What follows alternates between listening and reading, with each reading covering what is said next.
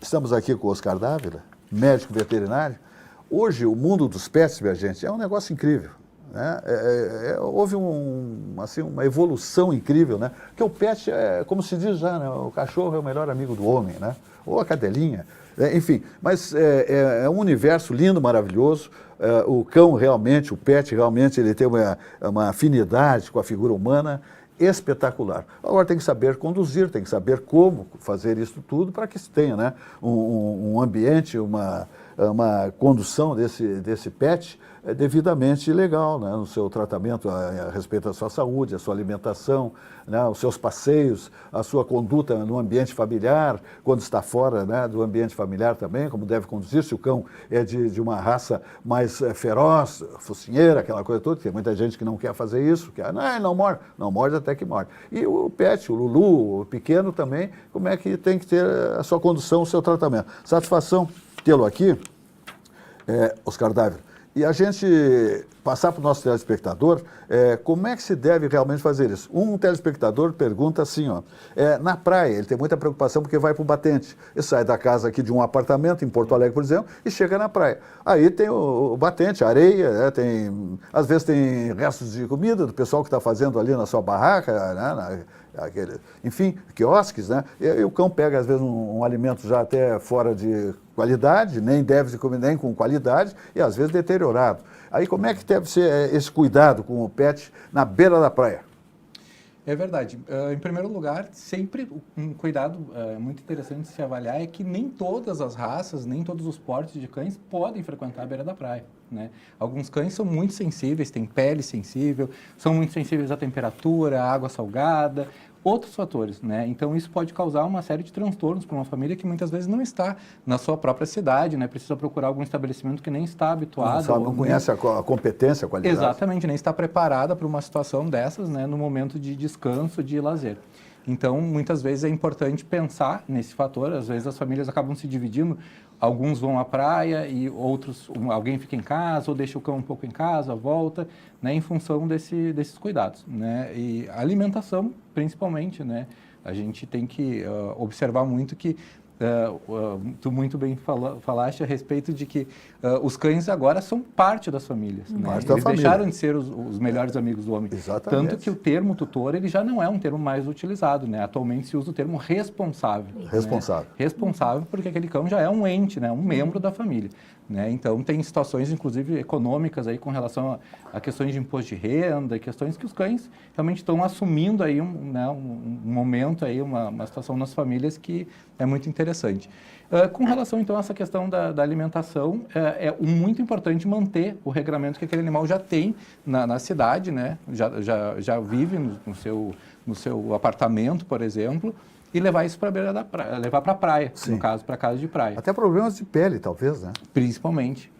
Tem algumas raças que são muito sensíveis, né? As raças mais puras, na verdade, são as raças mais sensíveis. A gente olha por um cão, por exemplo, a pastora estava comentando ali, tem um Golden, né? Uma raça aparentemente grande, robusta, mas muito sensível, né? Então, a gente precisa ter... Saúde mais delicada. Exatamente, saúde mais delicada, né? Menos habituado, assim, a intempéries e mudanças, né? Então, é importante que se tenham cuidados, assim, o mais similar possível do que se tem na rotina da cidade. Cães e gatos gostam de rotina. Gatos, fora de casa, nem pensar, né? Então, cães ainda tem essa questão de... Vai se cuidar também com a temperatura. Muitas vezes nós estamos de calçado, né? Caminhando ali, não percebemos o calor. E os coxins deles sofrem muito também com essa questão de temperaturas, né? E a areia da praia, muitas vezes, em alguns locais, é muito quente também. Sem né? dúvida, sem dúvida. Pode ser bem transmissível a algumas epidemias, enfim. O sentimento, Oscar Dávila, médico veterinário de altíssima competência, fez recentemente a castração do meu dogzinho, meu Lulu, o Mozart.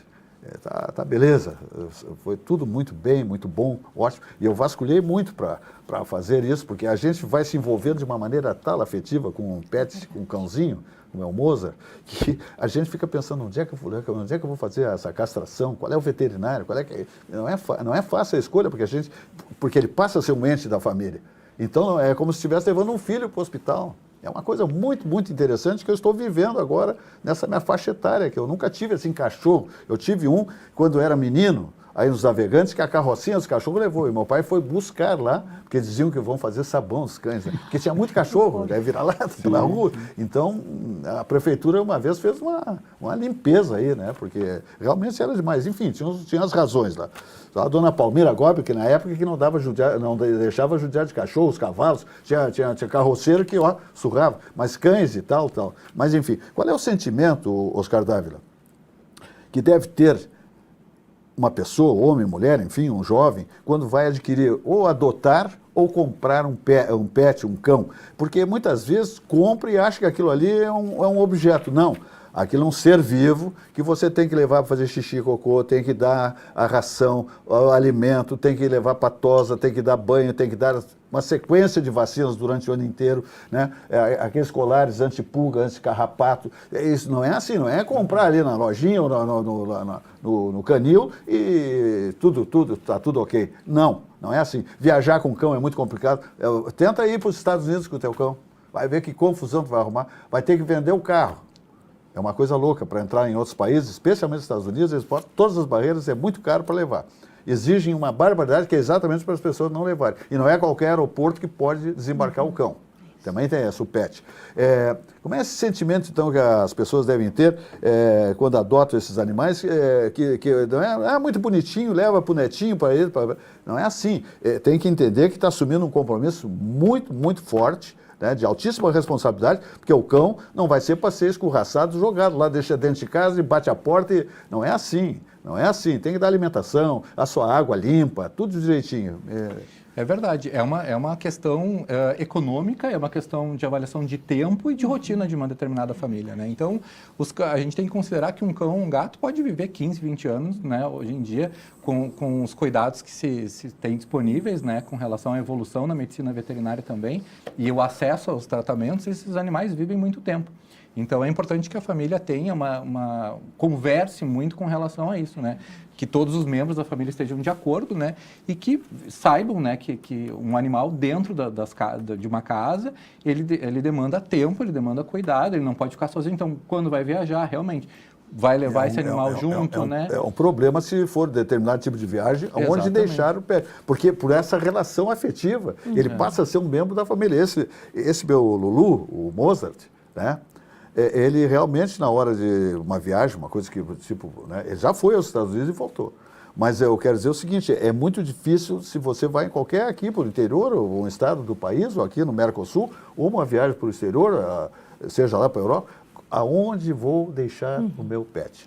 Isso tem custo e quem vão cuidar, alimentação, aguinha, tudo que tem que fazer, dependendo do tempo da viagem, é um problema, não é assim. Tem fatores emocionais, inclusive, né, de afastamento dos pets, né? Os pets sofrem, assim como as pessoas, sofrem de questões emocionais também, de afastamento, falecimento de membros da família, separações. Todas essas questões, os pets aí estão, né, inseridos de maneira nesse cenário profunda. Exatamente, da sobrevivência. Então é tão interessante, inclusive, hoje ouvir aqui a pastora falar sobre Natal, sobre família, sobre cristianismo. E o inserimento dos animais nesse contexto, né, como é importante, né, a gente considerar esses fatores. Bom, então, agora, pois não, pode... Não, pode. Tá. Não, eu gostaria agora que o Oscar Dávila, médico veterinário de altíssima competência, titular, como é o nome lá A Clínica Veterinária Armazém Quatro Patas. Armazém Quatro Patas. Clínica Veterinária Armazém Quatro Patas. Isso mesmo. Armazém Quatro Patas. 13 anos já prestando serviço Clínica Veterinária. Olha, é uma clínica muito bem estruturada. Eu fiquei satisfeito, feliz da vida com o meu pet lá, porque foi aí que eu conheci o Oscar Dávila e por isso convidei-o para participar do programa, porque me encantei com a estrutura, com o atendimento, com a dedicação da equipe lá que atende os pets, especialmente ele, que é o titular da clínica, né? Quatro Patas. Então, muito bom, meus parabéns. Eu queria deixar assim, tipo, porque às vezes a gente faz as perguntas e deixa, às vezes, você que é o profissional, que é o médico veterinário, um tema tipo assim para que você jogue para o telespectador mais ou menos, olha, outra coisa que é importante na condição de um pet, do gato, blá, blá, é isso que eu não estou lhe perguntando, entende? Claro. Bom, lembranças de final de ano, né? Então, vai viajar, precisa se organizar, atestado de saúde, seja para viajar de avião, de carro, de ônibus, né? Observar que ambiente que esse animal vai estar inserido em outra cidade, como vai ser, se é um hotel pet friendly, que aceita que, né, que vai receber esse cão, quanto tempo de viagem, por exemplo, vou pegar um cãozinho e vou para Torres ou para Santa Catarina.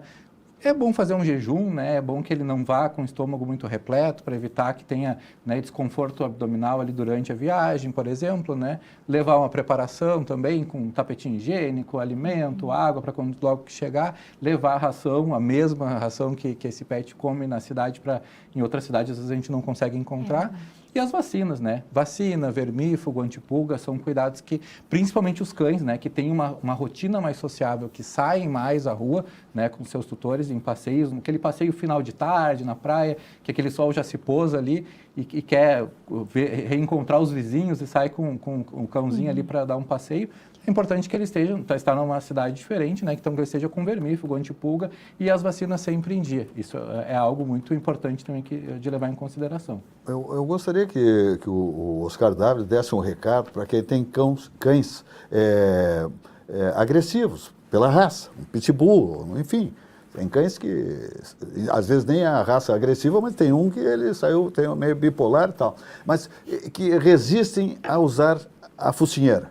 Eu tenho um amigo que o cãozinho dele, pequeno, eu não sei te dizer a raça agora, que um pastor alemão, dentro do shopping, no estacionamento do shopping, voou no pescocinho dele e matou. Passou uma semana no hospital, ele gastou um dinheirão e não salvou o cachorrinho dele, e o dono do pastor embarcou no carro com o seu cão e desapareceu.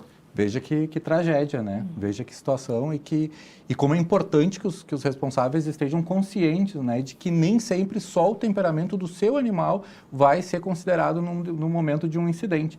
Como, por exemplo, um determinado pitbull ou um cão de raça maior, por exemplo, que é extremamente dócil com a família, ele pode se assustar, um gato pode passar correndo, pode distrair ele, e ele pode ter uma atitude que ele não teria habitualmente, né? Então pode causar um problema. Uma criança pode se aproximar rapidamente, um cheiro, algo diferente que aquele cão não está acostumado. Então é uma responsabilidade legal, nós precisamos pensar nisso, nós somos responsáveis pela qualidade de vida, pela saúde, pela segurança daquele animal e pelas pessoas ao redor. Então, aquele animal que precisa estar com a vacina antirrábica obrigatoriamente em dia. Cães que passeiam nas ruas precisam estar com a vacina antirrábica obrigatoriamente em dia. Pessoas que têm gatos em casa vão receber uma visita, vacina antirrábica obrigatoriamente em dia. Esse gato pode arranhar uma pessoa, pode arranhar uma criança. Olha que situação desagradável, verdade, né? Então, a gente precisa contemplar esses fatores. Um cão de grande porte, 40, 60 quilos, ele pode facilmente aí causar um dano, né? Uma criança, um animal menor, de muita gravidade, né? Então, muitas vezes, acaba ali com um passeio e com a rotina de uma família inteira, né, por uma situação que poderia ser facilmente evitada, como tu mesmo disseste, que é utilizar uma focinheira, que é algo obrigatório, né, é algo fundamental que a gente precisa levar em consideração, principalmente com raças que são, né, agressivas e que podem mudar de temperamento. São chamados cães de guarda, né? Exatamente. Exatamente. O proprietário, né, o responsável pelo cão, ele acha que ele domina o cão, mas às vezes vamos dizer, o animal, ele não obedece o seu responsável. E aí não segura. Pode se soltar da guia. Pode se soltar da guia, exatamente. Se assusta. É uma tragédia. É uma tragédia. Esse amigo passou por momentos complicadíssimos sobre o aspecto emocional, porque ele é só, e esse cachorrinho era o companheiro dele. Né? Uma pessoa sozinha. E aí acontece essa tragédia. Ele vai levar o cão para dar um passeio, né? Fazer suas necessidades e tal, e acontece isso aí, o sujeito desce do carro no estacionamento do shopping, para o cachorro dele também tem uns gramados ali, do Barra Shopping, o cão se avançou no cachorrinho, é um cachorrinho desse tamanho, eu não sei dizer a raça dele agora, mas o pastor alemão foi lá e pá, no pescocinho dele, quebrou aqui os ossinhos, e aí não teve conserto, né? Ficou 7 dias, 8 dias em hospital veterinário e não teve volta. Lamentavelmente. Bom, mais alguma coisa, meu amigo Oscar Dávila? É isso. E o mais importante não devemos compartilhar nossa ceia com os nossos amados cães e gatos, né? Não, então, nesse momento aí, nas panetones, chocolates, presentes, eles ficam em separado e nossos cães e gatos continuam comendo sua ração. Eventualmente ali um pedacinho de cenoura, converse com seu médico veterinário de confiança e observe o que o seu animalzinho pode comer de diferente se quiser dar algo para ele celebrar junto ao momento do Natal. Perfeito. Qual é as comidas, basicamente, que o cão, que o pet, eu não sei se o gato, porque eu não tenho intimidade com gatos, não pode de jeito nenhum ingerir? Chocolate, cebola, carnes muito salgadas, né? Que são aquele churrasco que a gente costuma fazer. Eles, eu vou dar pedacinhos e tal. Os cães não toleram bem isso, né? É importante que a gente tenha muito cuidado com relação à alimentação e também com relação às quantidades, né?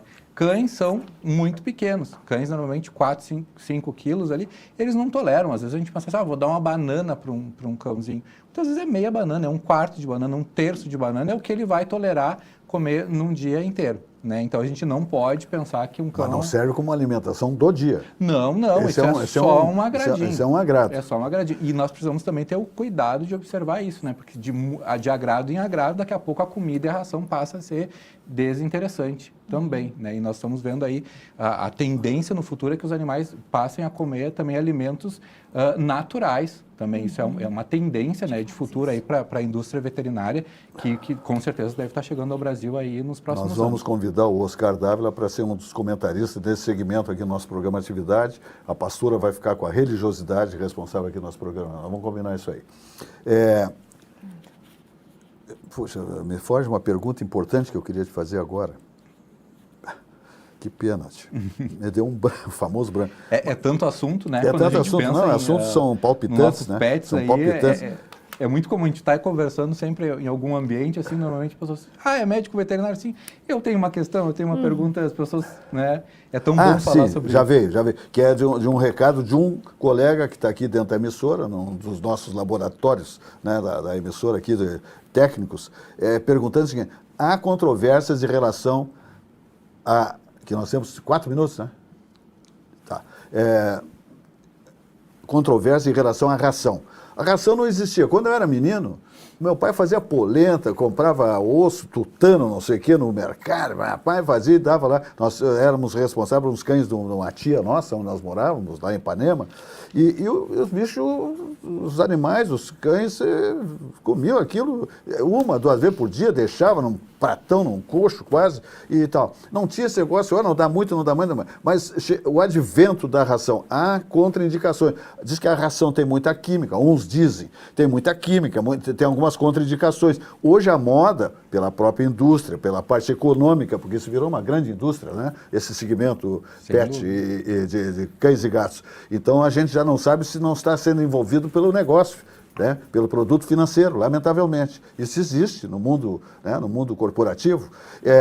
A ração ela deve ser de primeira qualidade e ela pode ser dividida, talvez com... eu, particularmente, faço uma carninha sem nada. Carne, vai para a panela, cozinha e depois ela é picadinha, dá para ele um frango desossado também, lá, o filezinho. Isso aí para o cão. Sem sal, sem nada, só cozido, só cozido.